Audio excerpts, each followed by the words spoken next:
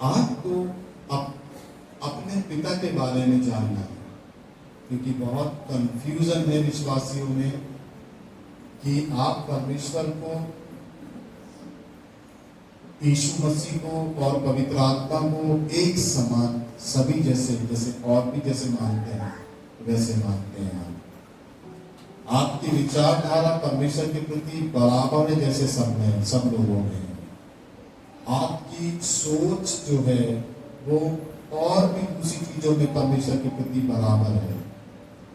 परंतु मैं आपसे एक बात कहना चाहता हूं कि परमेश्वर सबसे अलग है, हटके है, जिसे आपको खोजना और जिसे आपको समझना। बोलिए आमीन, हालेलुया। जिसे आपको खोजना और जिसे आपको समझना है। जब तक आप परमेश्वर की खोज या आप उसे समझेंगे नहीं तो आप उसे समझ नहीं पाएंगे, जान नहीं पाएंगे, और उसकी जो रूप है, उसकी जो समानता है, वो सब में आप शामिल करेंगे कि वो एक सा है। परंतु उसके काम, उसकी योजनाएं, वो स्वयं खुद सबसे अलग है, पूरे संसार से, पूरी दुनिया से अलग है, जिसको आपको उसको कहीं भी इंक्लूड नहीं करना, कहीं भी मिलाना नहीं कि वो जैसा वहां है तो वैसा औरों में भी दिखे, नहीं। ये चीज थोड़ा सा आपको समझना है, ठीक है। बोलिए जोर से हालेलुया, बोलिए praise the Lord, praise the Lord, ठीक है। तो आपको अच्छे समझना यूहन्ना रचित सुसमाचार उसका 1 अध्याय यहाँ पर हमको बताता है कि आदि में वचन था और वचन परमेश्वर के साथ था। समझ गए? बोलिए आदि में वचन था और वचन परमेश्वर के साथ था और वचन परमेश्वर था, ठीक है। फिर से बोलिए आदि में वचन था, वचन परमेश्वर के साथ था और वचन परमेश्वर। अब बोलिए आदि में। आदि का मतलब होता है शुरुआत, स्टार्टिंग। दुनिया बनने से पहले आदि में वचन था। वचन मतलब परमेश्वर का वचन, और वचन परमेश्वर के साथ था और वचन परमेश्वर था। आपको मालूम है क्या लिखा है वचन में? परमेश्वर का वचन देह को धारण किया, शरीर को पहना। परमेश्वर के वचन ने, शब्द ने, शब्द मतलब वचन ने देह को पहना और दिखने लगा। वचन देहधारी हुआ, मतलब देह को पहना।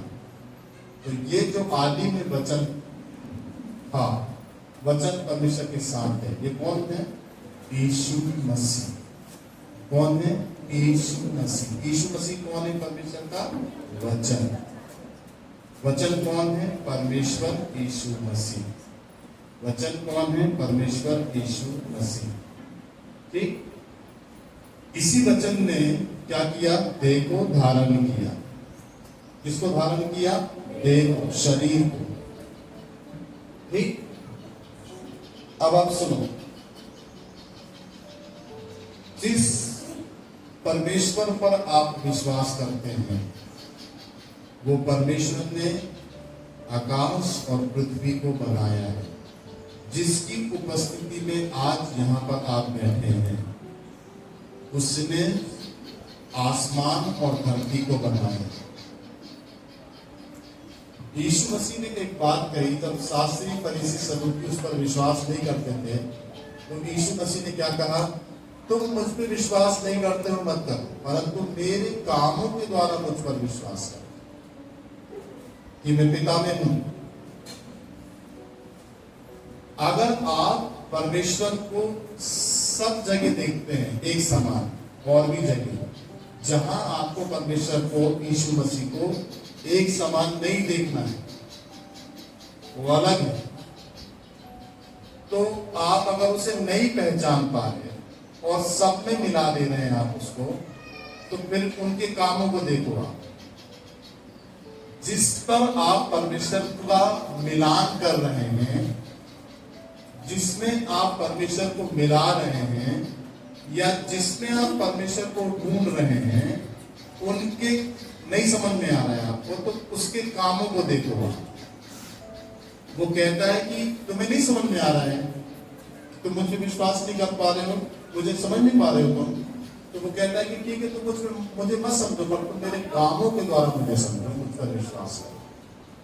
क्योंकि जो काम परमेश्वर करता है, जो काम परमेश्वर का है, वो और कोई नहीं कर सकता। समझ लेना, जो काम परमेश्वर का है, जो काम परमेश्वर करता है, वो और कोई नहीं कर सकता। अब बताओ, क्या किसी और ने परमेश्वर के अलावा लाल समुद्र को फाड़ा और बीच में से रास्ता निकाला? बताओ, जोर से बोलो। 4 दिन के मुर्दा लाजर को जिंदा किया, जिसमें कीड़े लगे थे बॉडी में, और उसको कहा है लाजर बाहर आ। उस परमेश्वर ने लाजर को 4 दिन के मुर्दा को जिंदा किया, और कोई कर सकता है? उसने अंधों को आंखें दी, और कोई दे सकता है? उसने गूंगों को बोलना जीत दी, कोई दिला सकता है? बोलिए हालेलुया। तो आप जिस परमेश्वर पर विश्वास करते हैं, उसके कामों को देखें आप। उसके काम जीवित हैं, उसके काम सामर्थी हैं, और जिस पर आप विश्वास करते हैं, उनके कामों को देखें आप।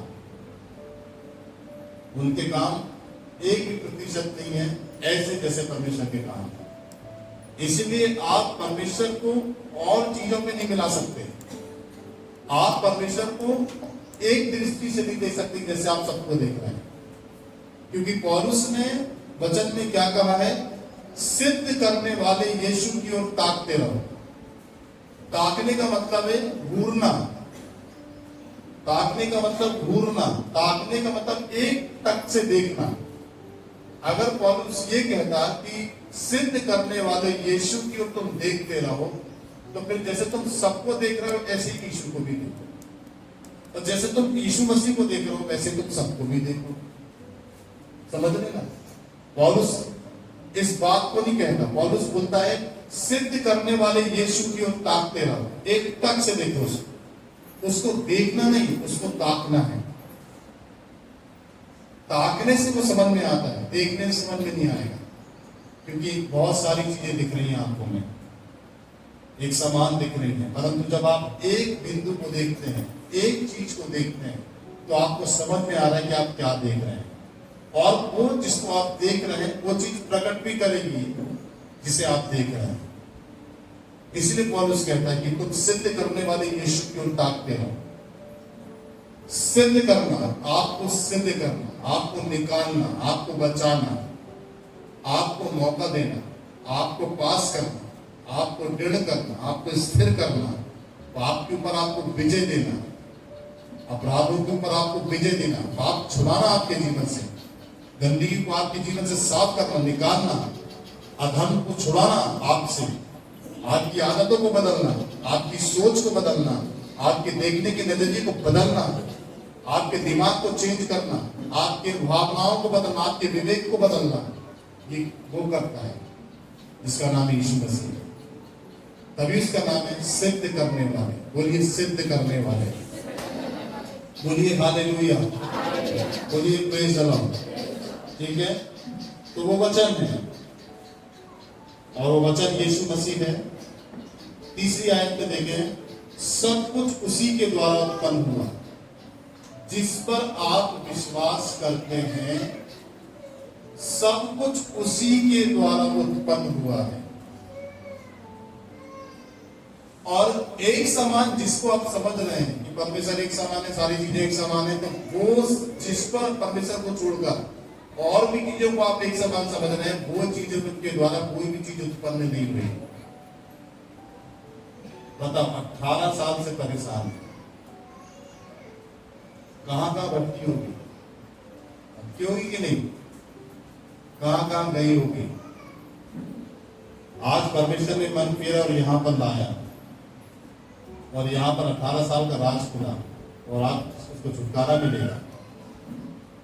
18 साल के बाद कोई नहीं ठीक कर पाया, परमेश्वर उसे ठीक कर रहा है एक दिन में। बोलिए हालेलुया। तो आप समझ लीजिए परमेश्वर क्या है। आप मिलान नहीं कर सकते और भी चीजों से, आप और भी चीजों को नहीं समझ सकते जैसे आप परमेश्वर को समझ रहे हैं, और जैसे आप और भी चीजों को समझ रहे हैं वैसे आप परमेश्वर को नहीं समझ सकते।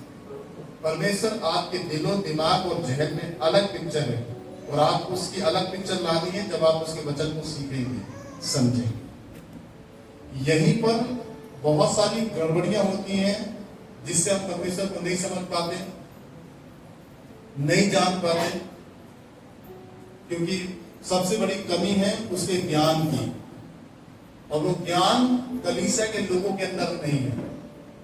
कलीसिया के लोग कोशिश भी नहीं करते हैं कि उसके ज्ञान को प्राप्त करें, उसके ज्ञान को पाएं कि वो कौन है, कैसा है, और वो ज्ञान, वो समझ परमेश्वर के वचन से मिलेगी जब आप उसके वचन को सुने, जब आप उसके वचन को पढ़ें, जब आप उसके वचन को समझने के लिए प्रयास करें, कोशिश करें। हर चीज समझने के लिए आप प्रयास करते हैं, हर चीज समझने के लिए आप प्रयास करते हैं, ठीक है। आलू बाजार में कितने रुपए किलो है इसको जानने का प्रयास करते हैं, गैस सिलेंडर कितने रुपए किलो है इसको जानने का प्रयास करते हैं, आज पेट्रोल क्या दाम चल रहा है इसको जानने का प्रयास करते हैं, इसकी नॉलेज आपको मिलती है। दाल में कितना नमक और कितनी मिर्ची डलेगी इसका नॉलेज आपको है, ज्ञान है, ठीक है ना। सब्जी में कितना पानी, कितनी सब्जी कितने लोगों के हिसाब से बनेगी इसका नॉलेज आपको है, क्योंकि आपने प्रयास किया है जानने का। और सब्जी जब बनानी आपको आती नहीं थी तब आपने सब्जी बनाने के लिए इंटरेस्ट जगाया अपने अंदर कि मैं भी बनाना चाहिए, ठीक है ना। फिर आपने कोशिश की, आपने देखा, बोलिए हालेलुया, बोलिए प्रेज द लॉर्ड। तो आपने प्रयास किया जानने का, है ना, आपने कोशिश की। कभी आप सलवार कुर्ता नहीं सिल सकते थे, सलवार सूट नहीं सिल सकते थे, परंतु जब आपने देखा, आपने सीखा, प्रयास किया, कोशिश की, तब आप सलवार सूट सिलना शुरू कर। एक दो बार गलती हुई, 3 बार 4 बार गलती हुई, फिर आप सलवार सूट बनाने लग गए। तुरपाई करते नहीं बनती थी, आप तुरपाई करने लगे। ब्लाउज सीते नहीं बनता था आपको, आप ब्लाउज सीने लगे। आप पैंट शर्ट सीते नहीं बनता था, आप पैंट शर्ट सीने लगे। इसका सबसे बड़ा कारण क्या है? आपने प्रयास किया सीखने का, आपने कोशिश की सीखने की। इन चीजों में अपन ने प्रयास किया कि नहीं किया? बोलो। सब्जी बनाने में, दाल चावल बनाने में प्रयास किया कि नहीं किया? बोलो, बोलो ना जोर से। सभी तो बनाती होंगी रोटी। कभी जब शुरुआत में जब रोटी बनाई होगी, माँ ने बोली होगी आपकी, चल लाली बना रोटी, तो आपने बनाया, तुम्हारी कुछ रोटी बनी होगी पहले। पर जब आप प्रैक्टिस में लाए उसको, आटा आटा लगा के, अच्छा लोई बना के आपने उसके ऊपर रखा, क्या बोलते हैं उसको, चकला के ऊपर रखा, और आपने बेलन से बेलना शुरू किया। धीरे धीरे धीरे धीरे फिर रोटी गोल बनना शुरू हुई, धीरे धीरे। ये क्यों हुआ? एक बार जब तिरछी रोटी बन गई तो आप क्यों हट गए वहां से? क्यों नहीं हटे? छोड़ देते, नहीं बनाते, क्योंकि आपका रोटी बनाने में दिल नहीं लग रहा है, मन नहीं लग रहा है। तो अगर ये वाली भावना होती तो आप कभी भी रोटी नहीं बना सकते थे, गोल रोटी नहीं बना सकते थे, अपने परिवार को खाना बना के नहीं खिला सकते थे। परंतु आपने प्रयास किया, कोशिश की ना सीखने की, और आज गोल रोटी बनाती है। कितनी बहनें गोल रोटी बनाती है? हाथ उठाओ एक बार के बेलने में, उठाओ ना, पूछा करो। देखिए कितनी सारी बहनें रोटी बना लेती हैं। बोलिए हालेलुया। गोल रोटी बनाती है ना, बनाती है कि नहीं बनाती है? तो ये गोल रोटी कैसे आई? जब आपने प्रयास किया, बार बार प्रैक्टिस की, सीख गए, आपको आइडिया हो गया, रोटी बनाने का ज्ञान मिल गया, सब्जी बनाने का ज्ञान मिल गया, है ना। तो ऐसी परमेश्वर के वचन को सीखने का, सीखेंगे तो उससे ज्ञान मिलेगा। पर हम यहाँ पर चूक जाते हैं, यहाँ पर हम पीछे हट जाते हैं कि हम कोशिश नहीं करते परमेश्वर के वचन को सुने, समझें और उसको प्रैक्टिस में लाएं। पौलुस कहता है परमेश्वर के वचन का अनुकरण करो। अनुकरण करने का मतलब है प्रैक्टिस में लाना, अभ्यास करो। क्या आप अभ्यास करती हैं परमेश्वर के वचन का? क्या आप, जैसे आप रोटी बनाने में प्रैक्टिस करी, खाना बनाने की प्रैक्टिस करी, कपड़े धोने की प्रैक्टिस करी, सारा आइडिया हो गया कितना नमक, कितनी मिर्ची डलेगी, कितनी हल्दी डलेगी। जब आप कपड़े धोने बैठती तो आपको मालूम है 10 कपड़े में कितना सर्फ लगेगा, कितना पानी लगा और कितने पानी में खंगलेगा ये आपको अच्छे से आइडिया। ये आपने कोशिश की ना, प्रयास किया ना आपने, ऐसे ही आपको परमेश्वर के वचन को सीखने का, समझने का आपको प्रयास करना है। आपने इंटरेस्ट लिया रोटी बनाने में, आपने इंटरेस्ट लिया कपड़े धोने में, आपने इंटरेस्ट लिया सब्जी बनाने में, ऐसे ही परमेश्वर के वचन को पढ़ने में आपको इंटरेस्ट लेना है। परमेश्वर के वचन को समझने में आपको क्या लेना है? इंटरेस्ट लेना है। जब तक अंदर से नहीं जागेगा प्रेम परमेश्वर के प्रति, तो उससे कुछ भी आप प्राप्त नहीं कर पाओ। वो सीखने की क्वालिटी आपके अंदर उसने डाली है। हर एक व्यक्ति के अंदर सीखने की क्वालिटी है। बच्चा कैसे सीखता है? जब माता पिता सिखाते हैं उसको, जब वो बड़ा होता है कैसे सीख जाता है? मम्मी डैडी बोलना लगता है, पहचानने लगता है, खिलौने से खेलने लगता है, प्ले हाउस स्कूल में जाने लग जाता है, पढ़ना लिखना, पेंसिल पकड़ना, उठना बैठना, आ अनार का ABCD बोलना लग जाता है। वो प्रैक्टिस करता है, पेरेंट्स उसको सिखाते हैं और वो सीखता भी है, इंटरेस्ट भी लेता है। ऐसी परमेश्वर के वचन को सीखने, उसको पढ़ने, प्रार्थना में जाने, उपवास करने में आप इंटरेस्ट क्यों नहीं लेते? क्योंकि सबसे बड़ा धन है ये, सबसे बड़ी आशीष है आपके जीवन की। बोलिए जोर से हालेलुया, बोलिए प्रेज द लॉर्ड। सबसे बड़ा। और फिर परमेश्वर के वचन को सीखने, पढ़ने और समझने में जब आप अपने आप को तैयारी करते हैं, प्रैक्टिस कराते हैं, इंटरेस्ट लेते हैं जब आप, तो आपको परमेश्वर के वचन से क्या प्राप्त होता है? ज्ञान। क्या प्राप्त होता है? ज्ञान। क्या प्राप्त होता है? ज्ञान। क्या प्राप्त होता है? ज्ञान। क्या प्राप्त होता है? जोर से बोलो, ज्ञान। और ज्ञान रखने वाला व्यक्ति कभी भी लज्जित नहीं। जिसके अंदर टैलेंट ज्ञान है, परमेश्वर के वचन का ज्ञान, वो कभी भी हार नहीं सकता अपनी लाइफ में, कभी नाश नहीं हो सकता, कभी मर नहीं सकता। वो व्यक्ति आशीषित होगा क्योंकि वो परमेश्वर के वचन का ज्ञान है उसके अंदर। सुनो कैसे। जब शैतान आया और जब शैतान को यीशु मसीह ने क्या कहा? शैतान को यीशु मसीह ने क्या कहा? क्या कहा शैतान को? क्या कहा? इस पत्थर को बोल रोटी बन जाए। ये पत्थर यीशु मसीह को देता है, ले इस पत्थर को बोल रोटी बन जाए, अगर तू परमेश्वर का पुत्र। सुनो, यीशु मसीह ने क्या कहा? लिखा है। क्या बोला यीशु मसीह ने शैतान को? लिखा है। परमेश्वर का वचन, मनुष्य रोटी से नहीं परमेश्वर के वचन से जिंदा रहे। इसको क्या कहते हैं? ज्ञान। उसकी बात को खंडित करना, उसकी बात पर जय पाना, उसको हराना। फिर क्या बोलता है? ये सारा वैभव मैं तुझे दे दूंगा, एक बार मुझको तू झुक कर प्रणाम कर। लिखा है। अपने प्रभु परमेश्वर की उपासना कर, उसी को प्रणाम कर। तो तीसरी बार बोलता है, अपने आप को यहां से गिरा दे। शैतान भी कहता है, ऊपर सबसे ऊंचे में ले जाता है, अंगूरे में बोलता है अपने आप को यहां से गिरा दे। लिखा है। शैतान भी कहता है, लिखा है, तेरे स्वर्गदूत हाथों हाथ तुझे उठा लेंगे, तेरे पांव को पत्थर से ठेसने लगेंगे।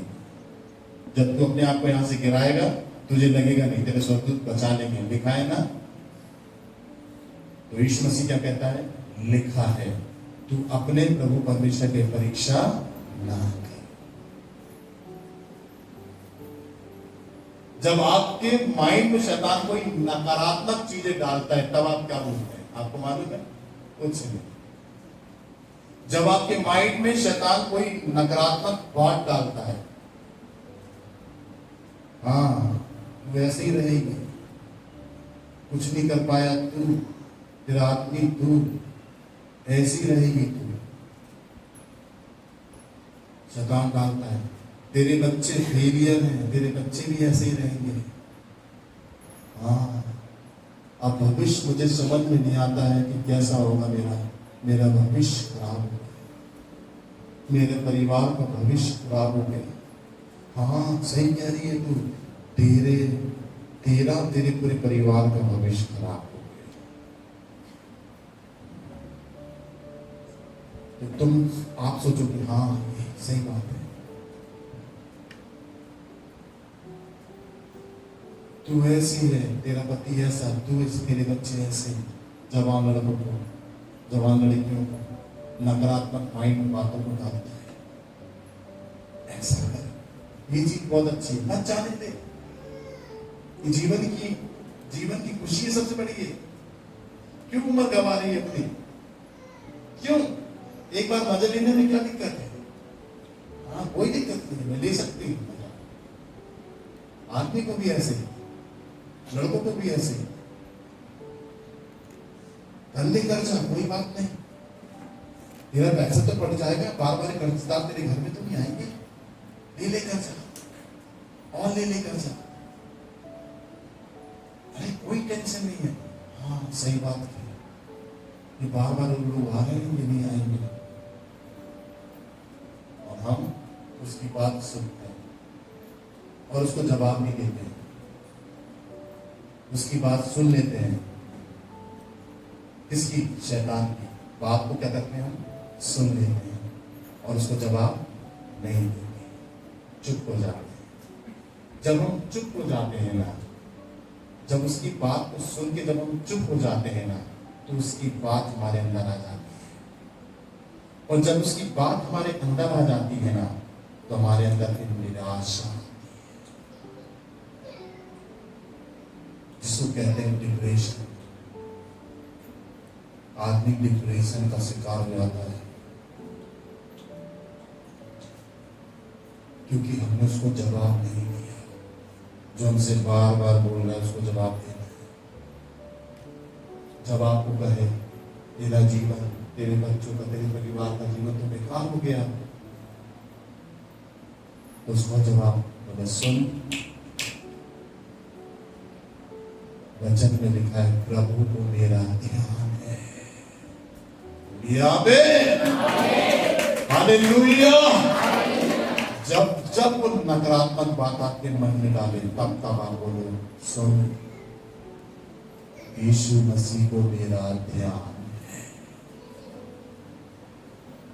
उसकी बात यदि तुमने सुना और जवाब नहीं दिया, तुम डिप्रेशन के शिकार हो जाओगे। डिप्रेशन आया, बीमारी आई, खत्म है। ऐसे बहुत सारे लोग नाश हो गए जवाब नहीं देने से। यीशु ने क्या कहा? मनुष्य रोटी से नहीं परमेश्वर के वचन से जिंदा रहेगा। जवाब दिया ना उसको। उसने बोला इस पत्थर से वो रोटी बन जाए। उसने कहा मनुष्य रोटी से नहीं वचन से जीवित रहेगा। जब तुम्हें चिंता सताए बहुत, तब तुमको क्या बोलना है? सुन, लिखा है मैं अपनी सारी चिंता उसी पर डाल दूं। वो कहता है मत डर, मत चिंता कर, मैं तेरे साथ। जवाब दो उसे। बोलिए हालेलुया। इसको कहते हैं ज्ञान। क्या कहते हैं इसको? ज्ञान। ये कैसे मिलेगा? वचन को पढ़ने में जब आपका इंटरेस्ट जागेगा, सुनने में जागेगा, तब वचन के अंदर से ज्ञान फूटेगा और आपको वो ज्ञान मिलेगा। आपको जीवन कैसे जीना, कैसे ऊंचा उठना, सब वचन बताएगा। पर आप इंटरेस्ट तो हो, समझे तो उसको ढूंढो, तो उसको समझने की कोशिश तो करो। बोलिए प्रेज द लॉर्ड। तो परमेश्वर को समझो आप। बाइबल में लिखा है, 2 टच दे रहा हूं इस संदेश में, सब कुछ उसी के द्वारा उत्पन्न हुआ। जिस परमेश्वर की उपस्थिति में आप यहाँ पर बैठे हैं, सब कुछ उसी के द्वारा उत्पन्न हुआ है। जिस परमेश्वर की उपस्थिति में आप बैठे हैं, उसने सारी दुनिया को बनाया है। बोलिए आमीन। और जब आप दुष्ट आत्मा से या जादू टोने से, बीमारी से जब आप ग्रसित हैं, तो वो अपने तरीके से आपके अंदर से बीमारी और दुष्ट आत्माओं को निकालेगा, आपके तरीके से नहीं। तरीका आपका क्या है? आपका तरीका क्या है? हो सकता है आप उसे बाबा समझ रहे हो, ये तरीका है। हो सकता है आप उसे कोई तांत्रिक समझ रहे हो, ये आपका तरीका है। हो सकता है आप उसे कोई भगत समझ रहे हो, परंतु ना तो कोई वो बाबा है, ना तो कोई वो तांत्रिक है, और ना तो कोई वो भगत है। सुनो, ना तो कोई वो बाबा है, ना तो कोई तांत्रिक है, और ना तो कोई वो भगत है। बाइबल में लिखा है वो परमेश्वर है। बोलिए आमीन। वो क्या है? परमेश्वर। बोलिए परमेश्वर। बोलिए परमेश्वर। पर लेकिन किंतु परंतु जो काम नहीं बनता वो काम करता है, बनाता है। आमीन, हालेलुया। ठीक है, तो वो आपका क्रिएटर है, वो आपका बनाने वाला है। अब जैसे एक कार है, मारुति कंपनी या कोई भी कंपनी ले लो, उसको किसी इंजीनियर ने बनाया होगा, उस कार को पूरा तैयार किया होगा, और पूरे कार को इंजन सारी चीजें उसकी एक व्यक्ति ने तैयार किया होगा दिमाग से। एक बाइक है, एक बाइक मोटरसाइकिल को किसी ने बनाया होगा, समझना, एक व्यक्ति होगा उसका बनाने वाला। ठीक, अब बाइक जब खराब होती है, जब बाइक खराब होती है, मैकेनिक से अगर आप बनाओगे तो पूरी क्लियरली क्वालिटी नहीं आ पाएगी जो नई बाइक में क्वालिटी होती है। मैंने ये देखा है, मेरी नई बाइक जब पहली बार खराब हुई, सुनो, कंपनी से जब बाइक निकली, जिस भी इंजीनियर ने उसको बनाया होगा, जिस भी व्यक्ति ने उसको बनाया होगा, जब वो कंपनी से निकली, या मैंने कई बाइकें चेंज की, नई बाइकें चलाया जबलपुर में भी, तो जब बाइक निकली और मैंने नई बाइक चलाया, तो नई चलाने का तरीका एक अनुभव अलग। जब वो खराब हुई और खराब होने के बाद फिर मैकेनिक से अलग बनवाया, उसके बाद चलाया, तो उसका अनुभव अलग मुझे मिला। वो पहली वाली बात नहीं आ पाई, वो पहली वाली बात नहीं आ पाई जब कंपनी से नई बाइक निकली, तब मैंने उसको चलाया। वो वाली बात अलग थी, लग रहा था कि हाँ बाइक है। जब वो खराब हुई, जब मैंने मैकेनिक से बनवाया, फिर उसको चलाया, उसमें अंतर आ गया, क्योंकि उसका जो मालिक मेन है, बनाने वाला, वो बनाने वाला अलग है, मैकेनिक अलग है। अगर सही में उस बनाने वाले के पास वो बाइक चली जाती, जिसने उसको बनाया, तो शायद वो बाइक पहले जैसी क्वालिटी लेकर आती चलाने में। मुझे अंतर पता नहीं चलता, अंतर पता तब चला जब मैंने दूसरे से बनवाया। वो खुद मालिक के पास नहीं गई जहां से वो आई, समझना। ऐसे परमेश्वर ने आपको बनाया है, वो आपका बाप है, वो आपका मालिक है, जिसका नाम है यीशु मसीह। क्या नाम है उसका? बोलिए हालेलुया। उसको मालूम है, वो मेन मालिक है। आप उसको मालूम है कहां पर कैसे क्या सुधार करना है, कौन सी हड्डी टूटी, कौन सी नस दबी, कौन सी हड्डी दर्द दे रही है, कौन सी मांसपेशियां दबी है, कौन सी मांसपेशियों में दर्द है, कौन सी उंगलियों की नस दबी, कौन सी क्या दिक्कत है, वो मेन मालिक। और अगर वो मेन मालिक के पास यदि आप आ जाते हैं जिसने आपको बनाया है, तो आप प्रॉपर रीति से जैसे पहले थे, जब आपको परमेश्वर ने बनाया वैसे ही आप होते, परंतु आप गलत हाथों में पड़ गए, अपने मालिक के पास, अपने कर्ता के पास नहीं आए, गलत हाथों में पड़ गए, तो आपकी पूरी सृष्टि को शैतान ने, लोगों ने क्या कर दिया? बदल दिया। क्या करता है मैकेनिक? क्या करता है? ओरिजिनल चीज नहीं लगाता है गाड़ी में, डुप्लीकेट लगा देता है। ओरिजिनल चीज तो ओरिजिनल मालिक के पास होगी ना, डुप्लीकेट लगा देता है वो, मैंने देखा है। तो इससे मैंने सीखा कि यीशु मसीह मेन मालिक है हमारा, सारी चीजें ओरिजिनल है उसके पास हमारे लिए, बाकी इस दुनिया में छोड़कर ओरिजिनल और कोई भी यीशु मसीह के अलावा नहीं है। बोलिए हालेलुया, बोलिए प्रेज द लॉर्ड। वो क्रिएटर है, वो आपका बनाने वाला है। ठीक, यहां पर लिखा है उसी के द्वारा सब कुछ, उसी के द्वारा उत्पन्न हुआ, जो कुछ उत्पन्न हुआ उसमें से कोई वस्तु उसके बिना उत्पन्न नहीं हुई। जिस परमेश्वर पर आप विश्वास करते हैं, बिना उससे पहले कोई चीज बनी नहीं, पहले वो था, उसी के द्वारा उसके बाद सारी चीजें बनी। तो परमेश्वर कौन है? भगत नहीं है। परमेश्वर कौन है? तांत्रिक नहीं है। परमेश्वर कौन है? परमेश्वर कौन है? बाबा नहीं है। परमेश्वर आपका बनाने वाला है, परमेश्वर आपका क्रिएटर है। बोलिए जोर से हालेलुया। परमेश्वर आपका कौन है? बनाने वाला। तो आप किसी ऐरे गहरे के पास नहीं, अपने बाप के पास बैठे हैं, अपने बाप के पास आए हैं। आज आप हर संडे को अपने बाप के पास आते हैं आप।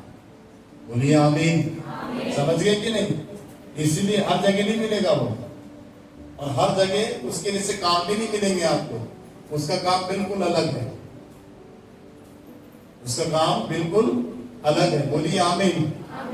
क्योंकि लिखा है ना बाइबल में, उसी के द्वारा सारी चीजों की, उसी के द्वारा सब कुछ उत्पन्न हुआ, और बिना उसके कुछ भी उत्पन्न नहीं हुआ। सब कुछ उसी के द्वारा पैदा हुआ। उसे जाने आप, उसे समझे आप कि वो आपका मालिक है। आप चर्च में दूसरे दृष्टिकोण से उसको मत देखने आए।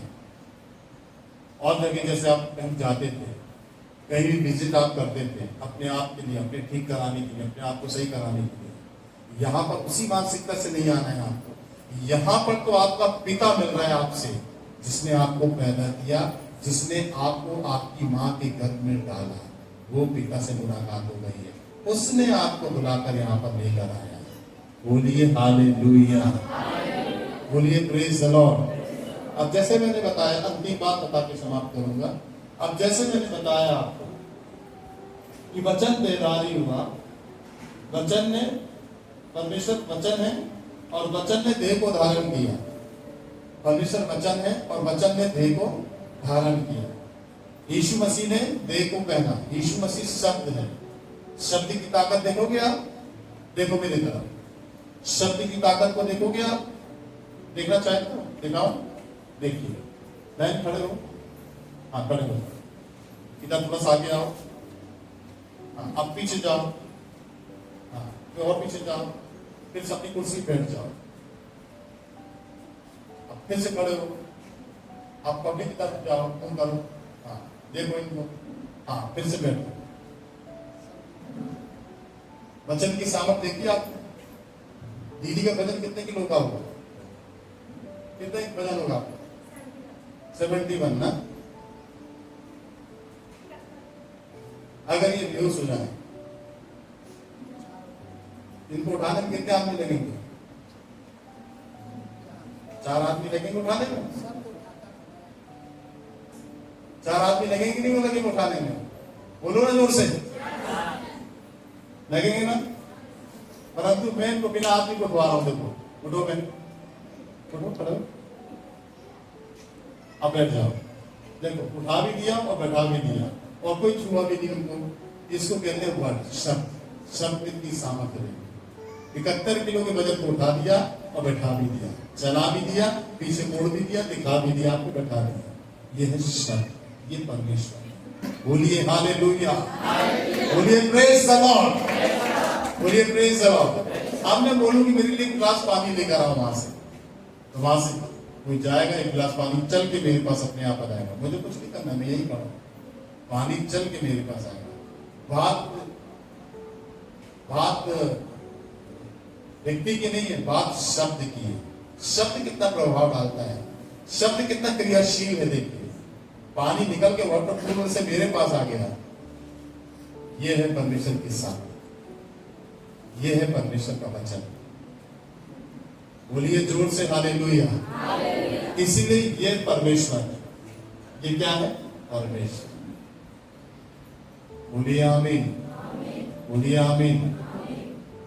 तो अब यहां पर एक बात और समझ लीजिए कि जब परमेश्वर ने आपको ऐसे बनाया, ठीक है ना, किस तरीके से बनाया, अपने आप में बनाया, आपको क्रिएट किया, आप उसकी सृष्टि हैं, आप ही का वो मेन इंजीनियर है, मेन आप ही का मेन व्यक्ति है वो जिसने आपको बनाया। उसको मालूम है आपके अंदर कितनी हड्डियां हैं, उसको मालूम है। यीशु मसीह ने क्या कहा? तुम्हारे बाल भी सर के गिने हुए हैं।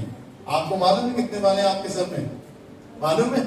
नहीं। यीशु मसीह कहता है तुम्हारे बाल भी गिने हुए हैं, इसका मतलब उसे मालूम है कितने बाल है हमारे सर में, क्योंकि उसने हमको बनाया और उसने हमारे अंदर कितने बाल लगाए हैं उसको मालूम है। अब बताओ, वो कहता है तुम्हारे बाल भी गिने हुए हैं, इसका मतलब वो क्रिएटर है, इसका मतलब हमारे बारे में जानता है, और हमारे बारे में इसलिए जानता है क्योंकि उसने हमको बनाया है। वो परमेश्वर है हमारा, वो हमारा बाप, हमारा मालिक है। इसीलिए आपको कहीं और खोज नहीं करना है अपने बाप की, वो बाइबल में वचन में मिलेगा आपको। बोलिए आमीन, हालेलुया। देखिए कुलुस्सियों उसका 1 अध्याय,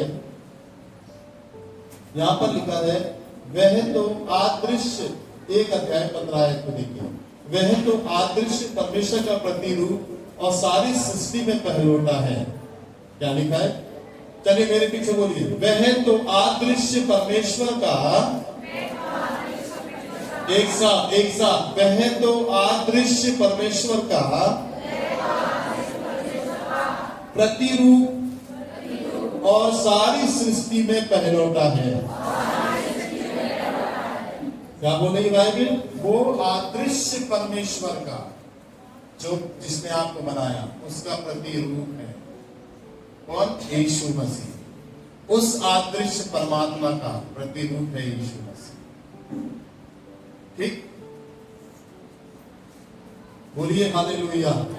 जैसे मैंने क्या बताया, वचन देहधारी हुआ। आदि में वचन था, वचन परमेश्वर के साथ था और वचन परमेश्वर था।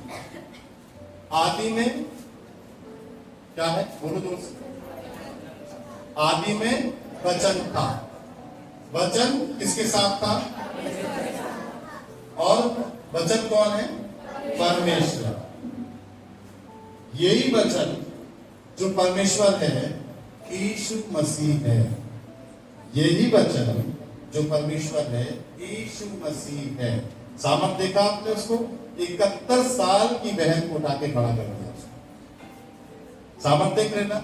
शब्द में सामर्थ है। इसी के द्वारा उसने सारी सृष्टि को रचा, सारी सृष्टि की रचना की उसने। देखो बिल्कुल सिंपल समझा रहा हूं, ज्यादा डीप नहीं, आपको समझना है क्योंकि बहुत कंफ्यूजन है चर्च के अंदर। क्योंकि उसी में सारी वस्तुओं की सृष्टि हुई। किसमें? यीशु मसीह में सारी वस्तुओं की सृष्टि हुई। अब देखो, आओ भैया, आ जाओ भैया।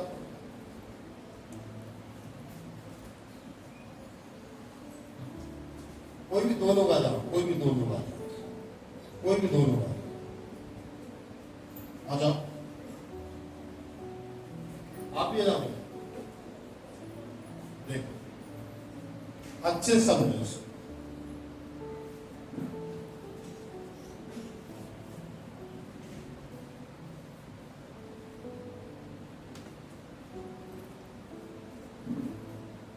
कितने लोग हैं ये? तीन लोग हैं, ठीक है। पिता, आप आगे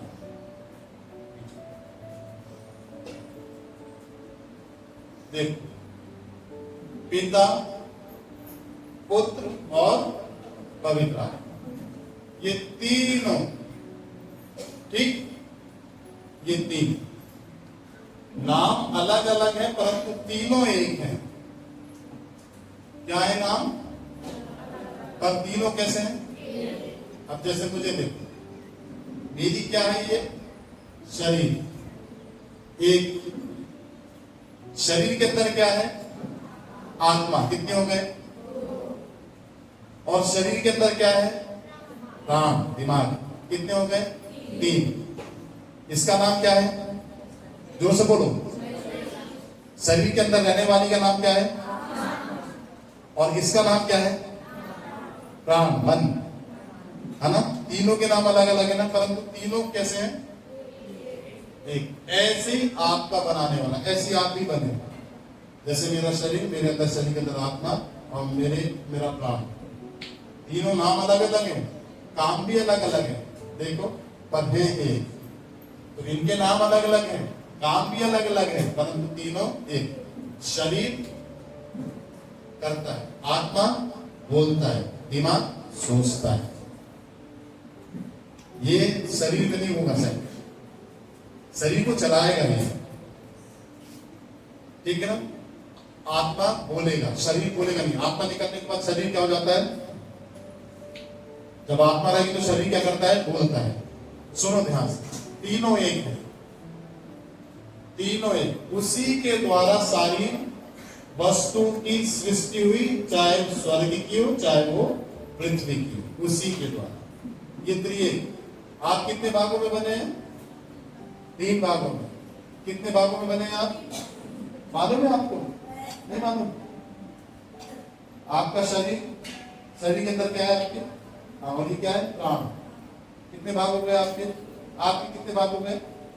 तीन। कितने भागों में बना? तीन भागों में बना। आप कितने भागों में बनी? तीन भागों में। ये क्या है आपका? क्या है ये? शरीर। शरीर के अंदर क्या है? और ये क्या है? प्राण, ठीक है ना। कितने भाग हो गए? ये तीन भाग, तीन पार्ट, तीन पार्ट, तीन भाग। किसने बनाया आपको ऐसे तीन भागों में? किसने बनाया? क्यों बनाया ऐसा तीन भागों में? कितने भागों में राहुल भैया?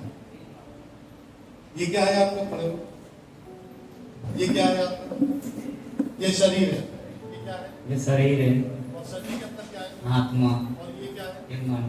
ये मन, प्राण है। ये तीन भागों में क्यों बनाया? ये किसने बनाया तीन भागों में? ये परमेश्वर ने बनाया। क्यों बनाया तीन भागों में? क्यों बनाया तीन भागों में आपको? बहन खड़े हो, बैठो, बहन खड़े। आपका नाम क्या है? आप, ये क्या है पूरा? शरीर। शरीर के अंदर क्या है? आत्मा। और ये क्या है? मन। मन, प्राण। कितने भाग हो गए? तीन। तीन भागों में कौन बनाया? ईश्वर। ईश्वर ने बनाया। क्यों बनाया? नहीं मालूम। ये कमी है अपने सृष्टिकर्ता को नहीं पहचानने की।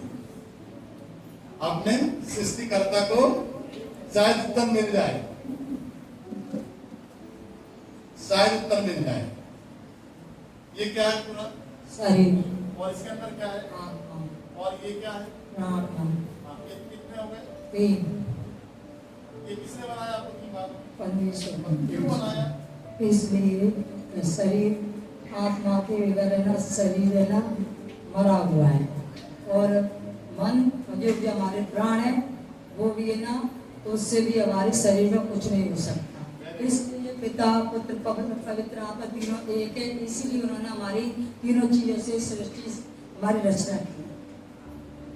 बोल सकता है, ताली बजाओ भाई। मैं बोल रहा हूं ऐसा आपको उसने क्यों बनाया? कुछ उत्तर दिया मैंने, कोई बता सकता है ऐसा क्यों बनाया आपको उसने? अपनी महिमा के लिए। और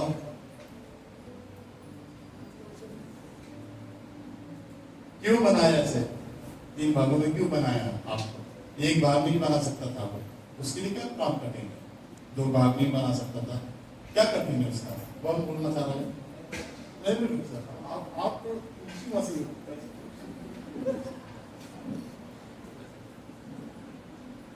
देखो बहन बताएंगे। क्योंकि परमेश्वर भी 3 भागों में है, पिता, पुत्र, पवित्र आत्मा। इसीलिए उन्होंने हमें भी देह, आत्मा और प्राण में बनाया। जोरदार ताली बजाएं।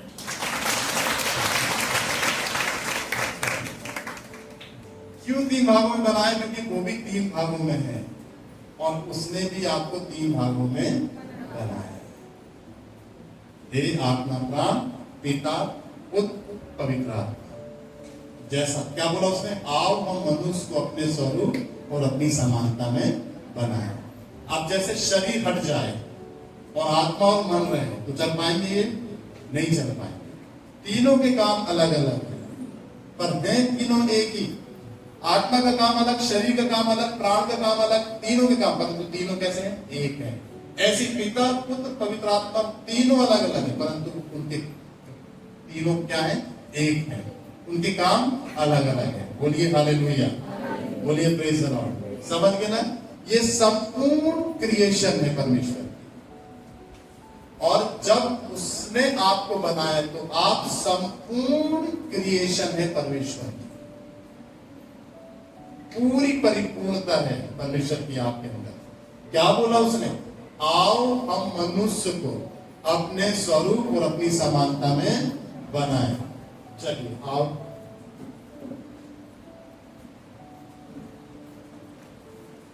आप निकल के आओ। आप ऐसे खड़े हो जाओ। ठीक। अब पिता क्या कह रहा है? आप बोलो आओ हम मनुष्य को अपने स्वरूप। आओ हम अपने स्वरूप आओ हम मनुष्य को आओ हम मनुष्य को अपने स्वरूप बनाए अपने स्वरूप बनाए नहीं अपने स्वरूप अपने स्वरूप और समानता में बनाए। और समानता में बनाए। अब आप बच्चा भी खड़े हो मिट्टी के समान, बंदे के समान। जान नहीं है इसके अंदर। इसको बनाया परमेश्वर ने। बनाओ उसको मिट्टी से साथ में लगाओ, चारों तरफ दोनों हाथ लगाओ। हाँ, क्या बोला? आओ हम मनुष्य को अपने स्वरूप और अपनी समानता में बनाए। तो परमेश्वर ने मनुष्य को कैसे बनाया? कौन कौन खड़ा है यहाँ पर? पिता तो ये है, पुत्र ये है और पवित्र आत्मा ये है। तो उसने किसको देखा? पुत्र को। क्या नाम है पुत्र का? यीशु मसीह। पुत्र को देखा, क्या बोला उसने? आओ हम मनुष्य को अपने स्वरूप और अपनी समानता में बनाए। पुत्र को देखा, अब उसको इनको देख देख के बनाओ बनाओ। देख देख के बनाओ। देखो ध्यान से देखो। नहीं हसन ये भी हसन सीरियस। किसको देख रहे हैं पिता? क्या नाम है पुत्र का? किसको देखकर बना रहे मनुष्य को? और वो मनुष्य कौन है? आप हैं। कौन है मनुष्य? किसको देखकर बने हैं आप? बोलिए आमीन। अब चले जाओ आप भी। अब चले जाओ आप भी। अब तो खड़े हो। अब आप बोलो जीवित हो गए आप। ये कौन है? जोर से बोलो। ये कौन है? मनुष्य। किसके स्वरूप किसकी समानता में बनाई है? किसने बनाया ऐसा इसको? पिता ने बनाया। ठीक। अब दोनों इसमें से निकला ये, इसी को देखकर बना तो इसी में मिलेगा ये जाके पीछे मिलेगा। ऐसे हम परमेश्वर ने हमको यीशु मसीह को देखकर बनाया, यीशु मसीह को देखकर हमको रचा। आओ हम मनुष्य को अपने स्वरूप और अपनी समानता बनाए। तो कोई सी ड्राइंग तो थी नहीं इसके पास, यीशु मसीह था। यीशु को देखा और वैसे हमको बनाया। तो हम यीशु मसीह के स्वरूप और उसकी समानता में बनाए गए हैं। बोलिए आमीन, हालेलुया। हम किसके स्वरूप और समानता में बनाए गए हैं? यीशु मसीह के। और हम उसी में जाकर क्या हो जाएंगे? आखिरकार में मिल जाएंगे। तभी इसका लहू इसमें मैच हो रहा है। तभी इसका लहू पापों को इसके क्षमा कर रहा है। तभी इसकी आत्मा इसके अंदर समा रही है, पवित्र आत्मा बन के। तभी ये सारी चीजों में मैच हो रहा है और तभी संपूर्ण उद्धार करा के इसको अपने राज में लेकर जा रहा है। बोलिए आमीन। क्यों लेकर जा रहा है? क्योंकि इसी में से बनाया गया है ये। बोलिए आमीन। आप यीशु मसीह में ही बनाए गए हैं। बोलो आमीन। समझ गए? अब आप देखो, जब उसने मछली बनाई, सुनो, जीव जंतु बनाए, मित्र देखो, जब उसने समुद्र के जीव जंतु को बनाया, मछली को बनाया, तो क्या किया पहले उसने? जब उसने मनुष्य को बनाया तो क्या बोला? आओ हम मनुष्य को अपने स्वरूप समाचार बनाए। जब उसने समुद्र की मछलियों को बनाया तो उसने समुद्र से बात की। दिमाग में बैठा। जब उसने समुद्र के जीव जंतु को बनाया तो किससे बात की? जब उसने पेड़ पौधों को बनाया, सुनो, जब उसने पेड़ पौधों को बनाया तो किससे बात की? है?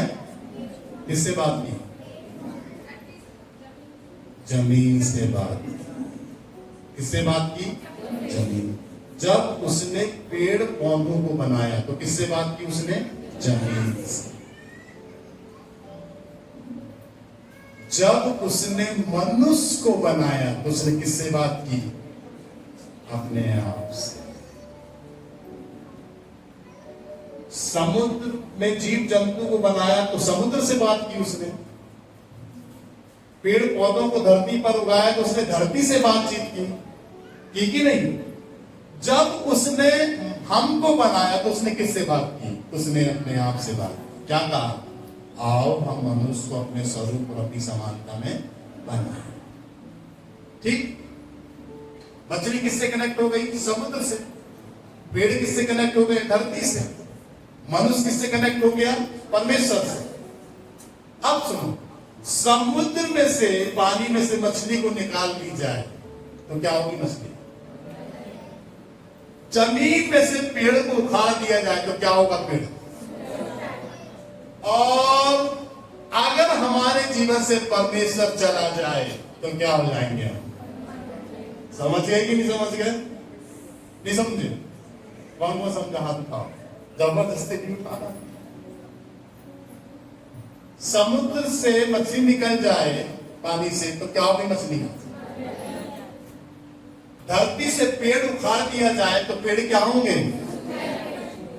और आपके जीवन से अगर परमेश्वर चला जाए और आप परमेश्वर के पास से चले जाए तो क्या हो गया? समझ लो आप। तो जैसे पेड़ को जरूरत है धरती की, जैसे समुद्र में मछली को जरूरत है पानी और समुद्र की, ऐसे आपको भी जरूरत है परमेश्वर। बोलिए हालेलुया। Praise the Lord. ये याद रखें, क्योंकि आप उसकी क्रिएशन है। आपको उसने बनाया है, आपको अपने अंदर से उसने बनाया। इसलिए अगर आप उससे दूर हो गए, हट गए, तो नहीं चल पाएंगे। इसीलिए वचन में लिखा है, सारी चीजें उसी के द्वारा उत्पन्न हुई, उसी के लिए हुई। सबसे महत्वपूर्ण जो कड़ी है वो आप में परमेश्वर। 3-4 बात आज मैंने आपको सिखाई है अलग अलग तरीके से। इसको आपको याद रखना है और प्रार्थना करना है। वचन की ज्ञान, वचन की नॉलेज बहन मेरी, मेरे भैया को बहुत जरूरी है। ठीक है? मैं मेरे भाई क्या गया, मैं नाम नहीं लूंगा, मेरे भाई चर्च में है, अभी यहाँ पर भी बैठे हैं। मैंने बोला कि छुटकारे में देरी हो रही है आपके, समस्या क्या है? समस्या ये है कि तुमने गुटखा छोड़ा कि नहीं छोड़ा? बोला गुटखा छोड़ दिया, तो मेरे को छुटकारा क्यों नहीं मिल रहा? कोई भी नशा कर रहे कि नहीं कर रहे? सही सी बताओ। गुटखा छोड़ा कि नहीं? बोला गुटखा छोड़ दिया। फिर क्या बात की कमी? कोई ना कोई कमी है। कोई भी नशा नहीं कर रहे हैं? नहीं, तंबाकू खा रहा। तो मैंने तो मना किया था। तो भाई कहते हैं मुझसे, आपने गुटखा की कही थी तंबाकू पीने की। अब आप मुझे समझाओ, गुटखे और तंबाकू में अंतर क्या है? नहीं, मेरे को भी ये चीज सीखने की थी उस भाई से। हमारी कलीसिया का भाई है वो। मैं इसलिए बता रहा हूं कि कहीं आपको मैं बोलूं कि सिगरेट नहीं पीना तो आप बीड़ी पियो, मैं आपको बोलूं दारू नहीं पीना तो आप बोले दारू की मना किया, बियर की नहीं, आप बियर पियो। मैं आपको बोलूं भांग नहीं खाना तो आप नक्काबंदी खाओ। ये अच्छी चीज सीखने मिली मुझे। तो पवित्र आत्मा मुझे कहता है कोई भी चीज सिखाएगा तो स्पष्ट सिखाएगा। तेरे सिखाने में कमी है यहाँ पर। तू जब गुटखा कह रहा था तंबाकू भी बोल देता, तू जब दारू की कह रहा है तो बियर की भी बोल देता, तू जब सिगरेट की बोलना तो बीड़ी की भी बोल देता। नहीं होता है ये, एक्चुअली होता है, ऐसा होता है कि भैया ने तो वो सिगरेट की मना करी थी, बीड़ी की थोड़ी ना। बीड़ी तो पी सकता है, सिगरेट की भी मना किया है। भैया ने दारू पीने के लिए मना किया पर बियर की मना नहीं करती। तो मैं ये कहना चाहता हूं कि नशा किसी भी प्रकार का हो, कोई भी प्रकार का नशा हो, चाहे कैसा भी नशा हो, चाहे मंजन करते हो, सुन लो, चाहे आप मंजन करते हो नशे वाला, वो भी नशे वाला एक मंजन है, नशा है, उसको भी नहीं करना है। नशा तो नशा है। अब बताओ आप कैसे समझाओ? नशा तो नशा है। इससे क्या होता है, हमारी जो चंगाई और जो छुटकारा है वो रुक जाता है। हमेशा थोड़ी सी भी अशुद्धता को जब हमारे शरीर के अंदर देखता है ना, तो हमें हीलिंग नहीं देता, वो छुटकारा, डिलीवरेंस नहीं देता वो, क्योंकि हमारे अंदर कमी है, हमारे अंदर कमजोरी है। बोलिए जोर से हालेलुया, बोलिए हालेलुया, बोलिए प्रेज द लॉर्ड।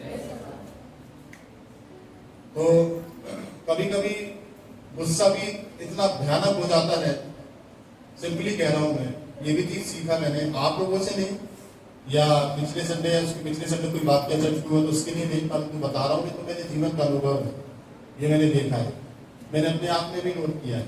वचन में लिखा है तुम गुस्सा तो करो पर पाप मत करो।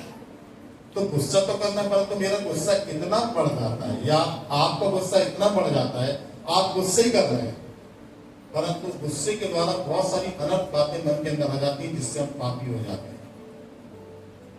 बड़ाई गाली नहीं बकते हो, परंतु मन के अंदर आ गई भावना, तो मतलब समझ लो कि हमने बग दी। अगर मन के अंदर वो चीज गलत क्रिएट हो गई तो वो हो गई, और वो हम भागीदार बन गए उससे। इसलिए क्यों यीशु मसीह ने कहा धन्य है जो मन के दीन है, धन्य है जो मन के नम्र हैं, धन्य है जिनके मन शुद्ध है।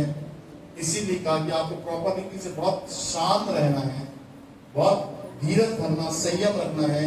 इसीलिए देखिए विश्वास की आत्मा के फल को देखिए कि सबसे पहले प्रेम, आनंद, धीरज, प्रेम, आनंद, धीरज, शांति, कृपा, भलाई, विश्वास, नम्रता और संयम। आखिरी में क्या है? संयम। बोलिए आखिरी में संयम, संयम। बोलिए धीरज, बोलिए नम्रता, बोलिए नम्रता, बोलिए नम्रता, संयम, फिर बोलिए धीरज। चलिए अब बोलिए प्रेम, प्रेम, बोलिए प्रेम, आनंद, धीरज, शांति, कृपा, शांति, शांति, कृपा, भलाई, भलाई, विश्वास, नम्रता और संयम। आखिरी में बोलो और संयम, ऐसा बोलो और संयम। पेशेंस, राइट, पेशेंस, धीरज। अगर ये चीज समाहित हो गई हमारे अंदर तो क्रोध का कोई काम नहीं रहेगा हमारे अंदर। अंडरस्टैंडिंग अगर सॉलिड बैठ गई तो फिर सिगरेट बीड़ी का कोई काम नहीं रहेगा। अंडरस्टैंडिंग, समझदारी यदि हमारे अंदर बैठ गई तो गुटखा, फिर तंबाकू की पत्ती का भी कोई काम नहीं रहेगा। और फिर तंबाकू नस मंजन भी, दांत मारने वाले नशे के मंजन भी कोई काम के नहीं रहेंगे। फिर सीधे मैं पूर्ण गेट में आऊंगा। बोलिए आमीन। सही तरीका, नशा तो नशा किसी भी प्रकार का हो, नशा है। क्योंकि इस नशे से क्या हो रहा है ना, आपकी आत्मा सीख रही है नशा करना। किसमें रहकर? शरीर में रहकर। आत्मा को किसकी संगति मिलती है? शरीर की। एक शारीरिक व्यक्ति में, आत्मिक व्यक्ति में शरीर को मिलती है आत्मा की संगति। शारीरिक व्यक्ति में बिल्कुल ध्यान समझना, मुझे नहीं मालूम कितनी नॉलेज है आपके में, कैसे वचन को पकड़ते हो आप, मुझे नहीं मालूम। अगर आप शारीरिक व्यक्ति हैं तो आपकी आत्मा को शरीर की संगति मिल रही है। पर यदि आप यीशु मसीह में आ जाते हैं और मसीह में चलते हैं तो एक आत्मिक व्यक्ति हो गए आप। जब आप आत्मिक व्यक्ति हो गए तो फिर आपके शरीर को आत्मा की संगति की जरूरत है। शरीर की संगति करना डेंजर होगा, आत्मा की संगति करना जीवन में लाभ होगा। बोलिए आमीन। आत्मा की संगति तब मिल सकती है जब आपको आपकी आत्मा को पवित्र आत्मा की संगति मिलेगी, परमेश्वर के वचन से। किससे मिलेगी? परमेश्वर के वचन। सुन बहुत ध्यान से, मैं प्रार्थना करूंगा आपके लिए। बहुत सारे दर्शन है जिसके लिए मैं आपको बताऊंगा। आत्मा को आपको अच्छी संगति मिलेगी किससे? पवित्र आत्मा से, परमेश्वर के वचन से। किसको मिली? आत्मा को संगति। आत्मा के द्वारा अब शरीर को संगति मिलेगी। किसकी? आत्मा की। ठीक है ना? आत्मा आपके शरीर को जोड़ेगा पवित्र आत्मा से। फिर आप शारीरिक नहीं होंगे, फिर आप क्या कहलाए? आत्मिक। क्या कहलाए आप? आत्मिक। क्योंकि आत्मा ने आपको पवित्र आत्मा से जोड़ा, आपकी आत्मा मजबूत हुई।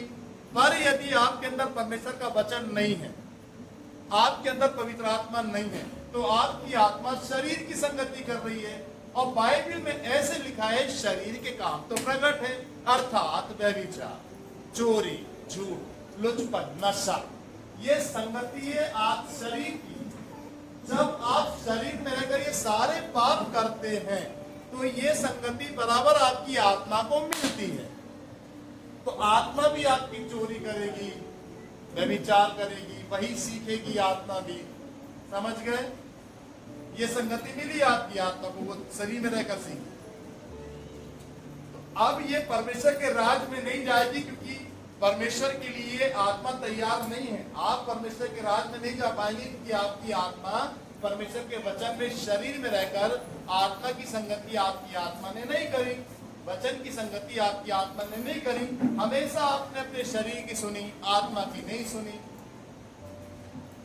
इससे आपकी आत्मा वंचित रह गई परमेश्वर के महान अनुग्रह से। जब परमेश्वर के महान अनुग्रह से वंचित रह गई तो आप वंचित रह गए परमेश्वर के राज में जाने से। और जब आप परमेश्वर के राज में जाने से वंचित रह गए तो फिर आपकी आत्मा कहाँ गई? जहां पर ऐसी संगति होगी जो आपकी आत्मा ने सीखी, वही संगति वहां पर आपकी आत्मा जाएगी, जिसको कहते हैं नरक। नरक में सब प्रकार के पापी लोग हैं, नरक में सब प्रकार की अधर्मता है, नरक में सब प्रकार का अपराध है, नरक के अंदर सब प्रकार का क्रोध है, नरक के अंदर सब प्रकार का नशेबाज है। और वही सीखी आत्मा ने और वही चली गई। यदि आपको आत्मा की सही संगति में आपको अपनी आत्मा को लेकर आना है अंदर से, तो आपको परमेश्वर के वचन की और पवित्र आत्मा की संगति करनी है लगातार। बोलिए आमीन। एक व्यक्ति मेरे पास आकर बोलता है, मैं भैया व्यभिचार से बहुत परेशान हूँ, मेरे लिए प्रार्थना करें, गलत गलत टेंशन मेरे माइंड में आते हैं। मैं ये कहना चाहता हूँ, आप आत्मा से परिपूर्ण हो जाओ, आप पवित्र आत्मा से भर जाओ, आप परमेश्वर के वचन से भर जाओ, कोई भी पाप आपके मन में काम करेगा नहीं। बोलिए आमीन। बोलिए आमीन। पर यदि आप परमेश्वर के वचन से नहीं भरते, आप आत्मा से परिपूर्ण नहीं होते, पवित्र आत्मा से भरते नहीं है, तो फिर शैतान का आत्मा आपको झंझोरेगा, गलत बातों को आपके अंदर डालेगा और आप पापी ठहरेंगे। यहाँ पर अपने आप को बचा कर रखना है और आत्मा की और वचन की आपको ज्यादा से ज्यादा संगति करनी है, जिससे आप धीरे धीरे धीरे धीरे परिपूर्ण होते जाएं। और आखिरी में मैंने क्या कहा? सिद्ध करने वाली यीशु की ओर ताकते रहें, जो आपको सिद्ध कर देगा और अपने राज्य में आपको लेकर के जाए। समझ गए कि नहीं? इसीलिए कहीं मत ढूंढो, यीशु परमेश्वर वचन में है, अपने कलीसिया में, चर्च में है, और वो और कहीं नहीं। ठीक है।